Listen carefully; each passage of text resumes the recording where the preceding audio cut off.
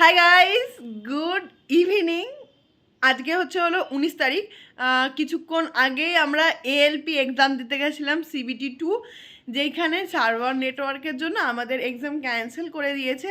আমি তো বিন্দাসে ঘুমাচ্ছি, চোখ মুখ দেখে সব হয়তো বুঝতে পারছো। একটা ভালো নিউজ শেয়ার করার আছে, যেহেতু তোমাদের সাথে আমি সবটাই শেয়ার করি।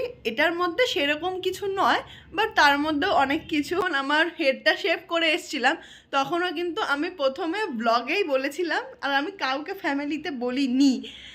আর এটাও বলতে পারো আর একটা নতুন টাইম নিজেকে আর কি বলার মতো, তোমাদেরকে মানে জানানোর মতো। দেখো, আমি এতটাই এক্সাইটেড হয়ে গেছি, বাট এটা সেরকম কোনো বিষয় নয় যে আমার কথাটা তোতলে যাচ্ছে। ওই আর কি নার্ভাস ব্রেকডাউন। আজকে হলো 19শে মার্চ। কিছুক্ষণ আগে আমাদের এএলপি CBT-2 এর এক্সাম ছিল, যেটা দিতে আমি ভোরবেলা 7:30 নাগাদ গেছিলাম কল্যাণী আইডিয়ালে। কিন্তু আজকে আমাদের পরীক্ষাটা ক্যান্সেল হয়ে গেছে। আমি ঘুমাচ্ছিলাম। সুচরিতা, আমার তপবনের বান্ধবী, ও আমাকে ফোন করে বললো যে টেকনিশিয়ানের রেজাল্টটা আউট হয়েছে, তুই চেক কর। আমি সঙ্গে সঙ্গে চেক করলাম, আর দেখলাম যে চেন্নাইতে সৌরভ, মানে আমি এখনও দেখিনি, যেহেতু আমার কাছে কোনো নেট কানেকশান নেই, বাবা এখন বাড়িতে নেই, আমার কাছে কোনো নেট কানেকশান নেই। সৌরভ গেছে বাগডোগরায় পরীক্ষা দিতে। ওইখানেই ও চেক করে দেখলো যে ও চেন্নাই বোর্ডে যারা যাদের নাম দিয়েছে সেই রোল নাম্বারের মধ্যে আমারও রোল নাম্বারটা আছে।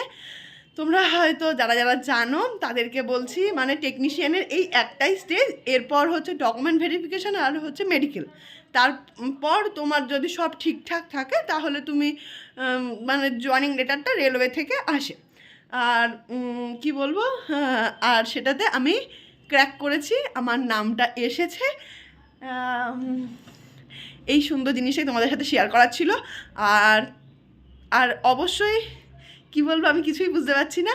কিন্তু এই ভিডিওটা আমি কবে পাবলিশ করবো আমি সেটাও বুঝতে পারছি না, কারণ এটা খুব সেন্সিটিভ ইস্যু।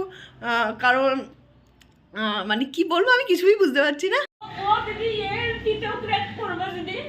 কাজু কেন?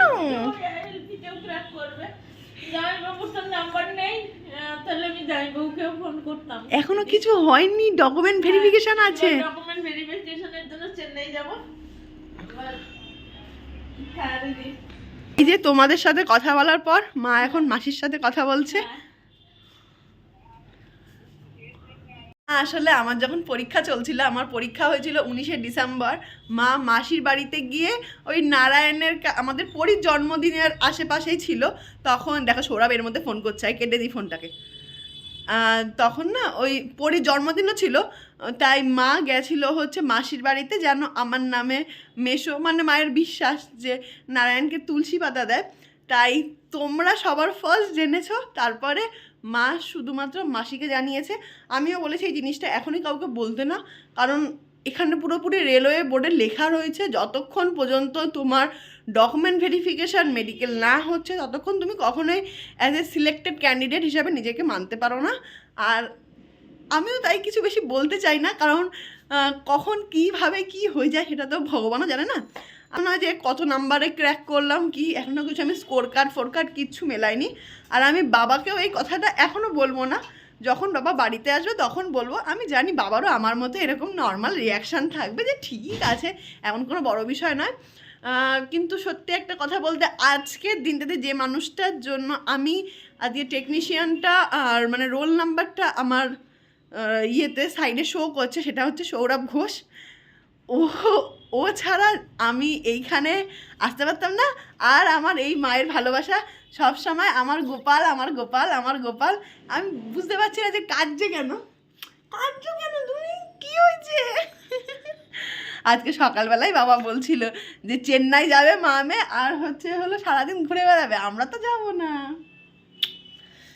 এই ভিডিওটা আমি কবে পাবলিশ করবো আমি জানি না, কিন্তু মানে আমার মানে কি মানে একটা কথা বলবো, চেন্নাইতে নাম উঠেছে। হ্যাঁ, কোনো রিয়াকশন নেই তো? হ্যাঁ, কোনো রিয়াকশন নেই তো? এবার মেয়েও ইন্ডিয়ান রেলওয়ের এমপ্লয়, তখন কি হবে? হ্যাঁ, নিকটবর্তী আত্মীয় স্বজন তাদেরকে তো আমি জানিয়েছি। আর মানে কি বলতো, এটা তো জাস্ট নর্মাল একটা প্যানেলের নিম, যেটার আমি স্ক্রিনশটটাও এখানে ট্যাগ করে দিয়ে দেবো। সাথে সাথে আমি জেইও পাস করেছি, শুধুমাত্র ওটা এক্সাম দেওয়ার জন্য আমি করেছিলাম। আমার তো কোনো ডিপ্লোমা আমি হোল্ডার নই, কিন্তু যেহেতু টেকনিশিয়ানের আগে জেই ছিল, তার জন্য আমি ইন্ডিয়ান রেলওয়ের যা যা পরীক্ষা হয়েছে আমি সব কটারই ফর্ম ফিল আপ করেছি। এসআইতেও দেখো, যখন শুধুমাত্র পাশের কথা বলবো, আমার মনে হয় ফেলটাও অবশ্যই বলা উচিত। কারণ আমি যেমন এএলপি সিবিটি 1 পাস করেছি, টেকনিশিয়ান পাস করেছি, জেই সিবিটি 1 পাস করেছি, তেমনি আমি কিন্তু আরপিএফ এসআই আমার নাম আসেনি, আরপিএফ এসআইতে কিন্তু আমি ফেল করেছি। সুতরাং সবটাই তোমাদের সাথে বললাম।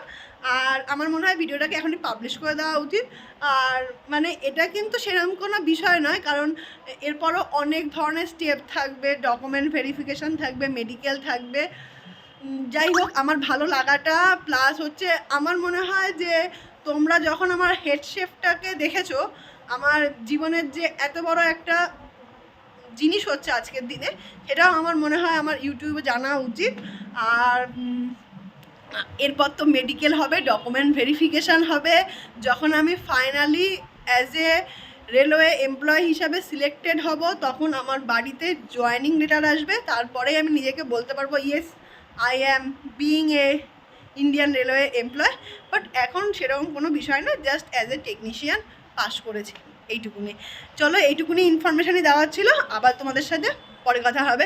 টাটা। যা হচ্ছে সবটা জানাবো।